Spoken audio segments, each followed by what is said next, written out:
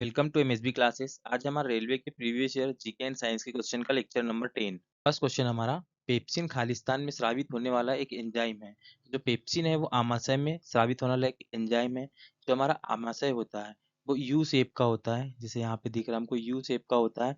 और ये हमारे पेट के ऊपरी भाग में होता है, जैसे हमारा पेट है तो इसके ऊपरी भाग में होता है। और ये ईसोफेगस मतलब ग्रास नली और स्मॉल इंटेस्टाइन यानी छोटी आंत के बीच का भाग होता है, ये वाला।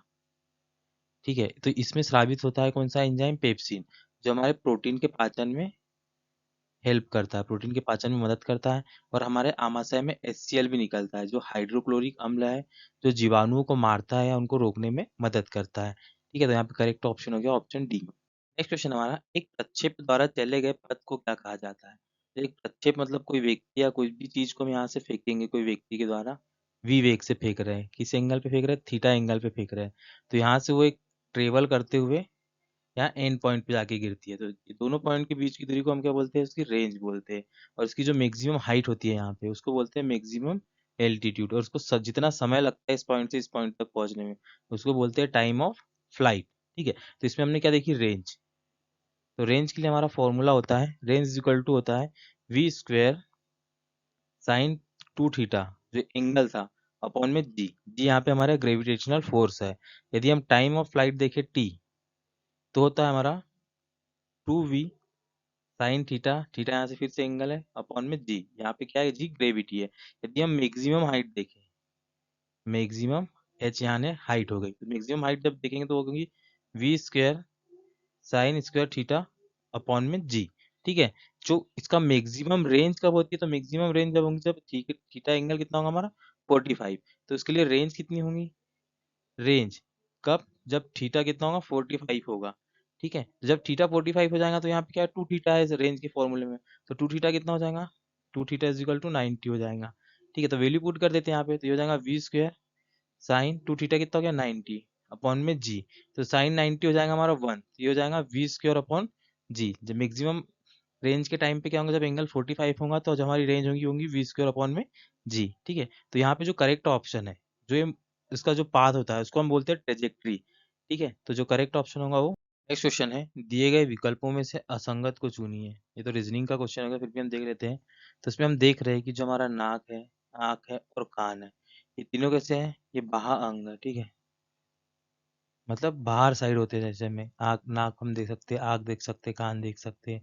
और जो हमारा हृदय होता है हमारा इंटरनल ऑर्गन होता है। तो यहाँ पे करेक्ट ऑप्शन क्या होगा हमारा? ऑप्शन डी, हृदय।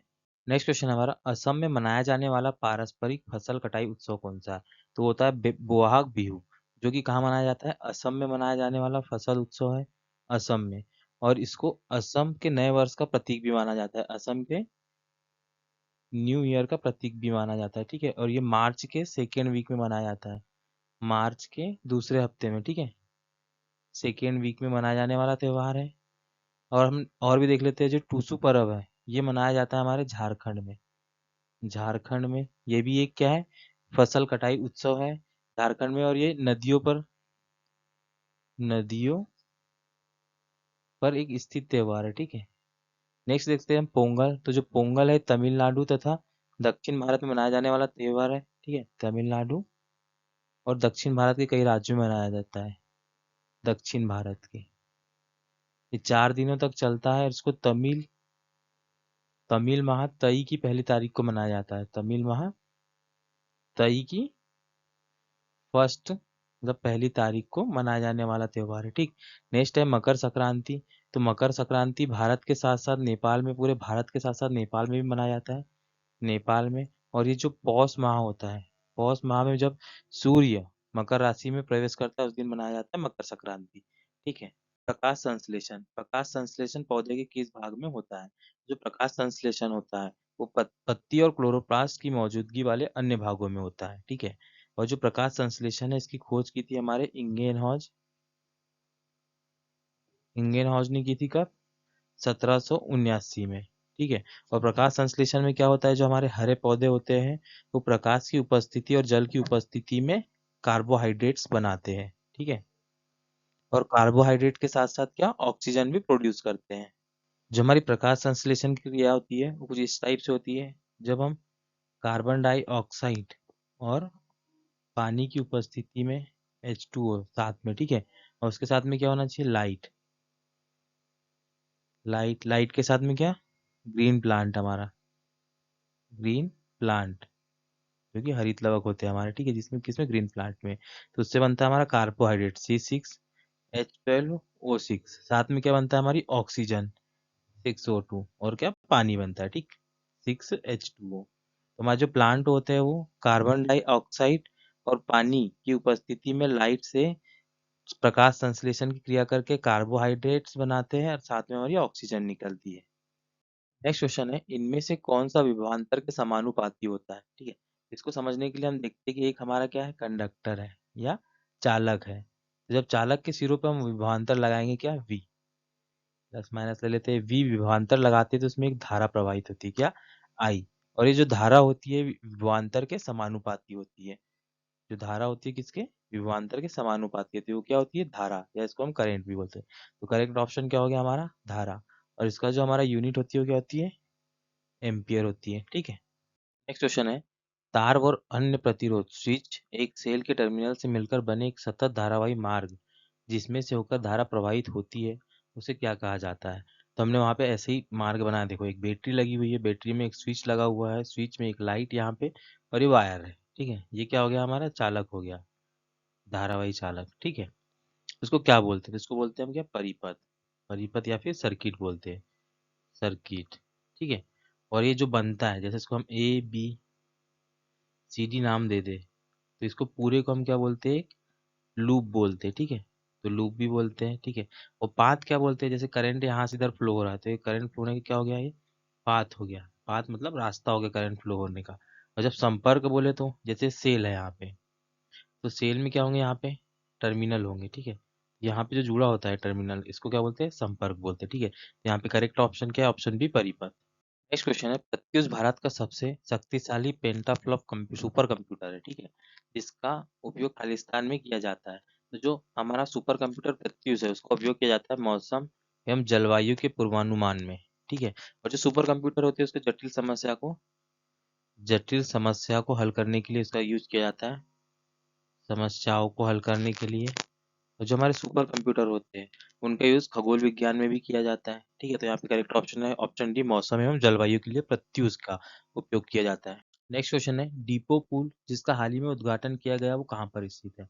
तो जो डीपो पुल है वो अरुणाचल प्रदेश में स्थित है, तो ऑप्शन ये हमारा करेक्ट हो गया, ठीक है। और ये किस नदी पर है, तो ये डीपो नदी पर बना हुआ है, डीपो नदी पर बना हुआ है, या इस नदी को हम क्या बोलते हैं, और इस नदी को हम चीपू नदी भी बोलते हैं, ठीक है।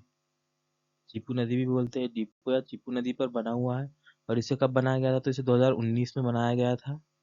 और इसकी कुल लंबाई जो है वो है 426.06 मीटर। और उसका उद्घाटन हमारे निर्मला सीतारमन ने किया था, निर्मला सीतारमन ने, ठीक है।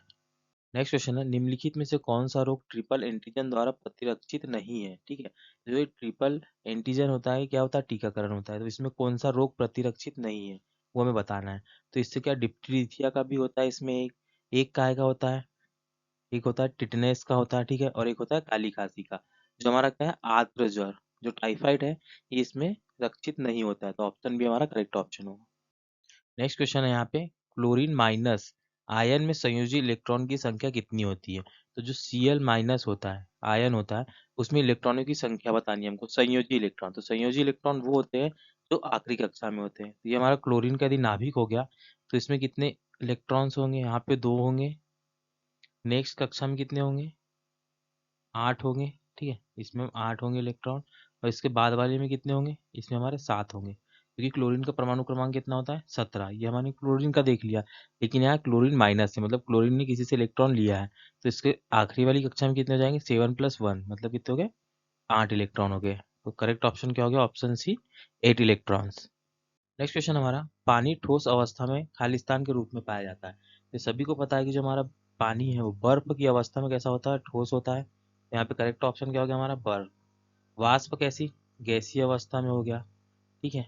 और नेक्स्ट कैसा हो जाता है हमारा, पानी नॉर्मल द्रव्य अवस्था में भी पाया जाता है, ठीक है। तो करेक्ट ऑप्शन क्या हो गया यहाँ पे, ऑप्शन बी, बर्फ। नेक्स्ट क्वेश्चन है, ऐसे पदार्थ जिनकी गंध अम्लीय क्षारीय माध्यम में, अम्लीय या क्षारीय माध्यम में बदल जाती है, उन्हें क्या कहा जाता है? तो ऐसे पदार्थ को क्या कहा जाता है? इसको घ्राण सूचक कहा जाता है। जो घ्राण सूचक पदार्थ होते हैं उसका उपयोग किया जाता है हमारे प्रयोगशाला में विलयन का पता लगाने के लिए कि विलयन हमारा क्षारीय है या अम्लीय है। ठीक है, तो इनको क्या बोलते हैं? घ्राण सूचक बोलते हैं। इसके एग्जाम्पल हम देख लेते हैं, जैसे प्याज हो गया, ठीक है, लौंग का तेल हो गया, लौंग का तेल हो गया, और क्या हो गया? वनीला अर्क हो गया, वनीला अर्क हो गया। ठीक है, इसका उपयोग क्यों कर रहे हैं हम? इसका उपयोग कर रहे हैं प्रयोगशाला में विलयन का पता लगाने के लिए कि वो अम्लीय है क्षारीय। कैसे पता लगाएंगे? जब विलयन में इनको डालेंगे हम घ्राण सूचक को, तो उनकी गंध कैसी परिवर्तित हो जाती है, जिससे हमें पता चल जाता है कि वो अम्लीय या क्षारीय है। नेक्स्ट क्वेश्चन है, पौधे की पत्तियों में मौजूद रंध्रों के माध्यम से होने वाली जल हानि को क्या कहा जाता है? तो ये हमारा पौधा है, तो पौधा क्या करता है कि जड़ों से पानी को अवशोषित करता है और तने के माध्यम से वो पत्तियों और फूलों तक पहुंचाता है। तो जो पत्तियां और फूलों में क्या होते हैं? रंध्र होते हैं, जो छोटे छोटे छिद्र होते हैं उसको क्या बोलते हैं? रंध्र। जो रंध्र होते हैं उनके माध्यम से क्या होता है? जल का वाष्पीकरण होता है। वो किसमें होता है? पत्तियों में होता है, तनों में भी होता है। ठीक है, तो उसको क्या बोलते हैं? वाष्पीकरण, या उसको बोलते हैं वाष्पोत्सर्जन। यहाँ पे करेक्ट ऑप्शन हो गया ऑप्शन बी। नेक्स्ट क्वेश्चन है, भारतीय संविधान के निम्न में से किस संशोधन द्वारा दिल्ली को राष्ट्रीय राजधानी क्षेत्र एनसीटी का दर्जा दिया गया?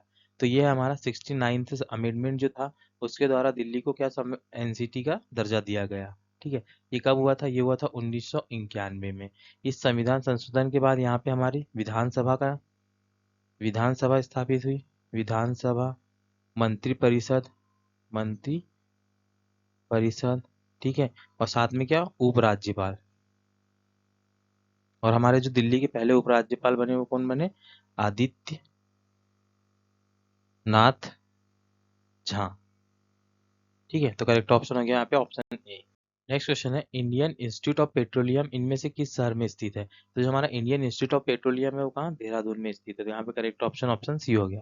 नेक्स्ट क्वेश्चन है, 2019 में खालिस्तान को पद्म भूषण पुरस्कार से सम्मानित किया गया। तो जो अशोक लक्ष्मण राव कुकड़े हैं उनको पद्म भूषण से सम्मानित किया था कब? 2019 में। नेक्स्ट क्वेश्चन है, किसी वस्तु का भार इसकी खालिस्तान के अनुक्रमानुपाती होता है। तो हम किसी वस्तु के भार या वेट का यदि फॉर्मूला दिखे तो वो होता है weight is equal to m g, जहाँ पे एम क्या हो जाता है? एम होता है हमारा मास, मास बोले तो द्रव्यमान, जी होता है हमारा गुरुत्वीय त्वरण, गुरुत्वीय त्वरण। ठीक है, तो ये जो मास है कैसा? कांस्टेंट है, लेकिन ये कैसे है? अनुक्रमानुपाती है, किसके? वेट के। तो यहाँ पे द्रव्यमान हमारा क्या करेक्ट ऑप्शन हो जाएगा।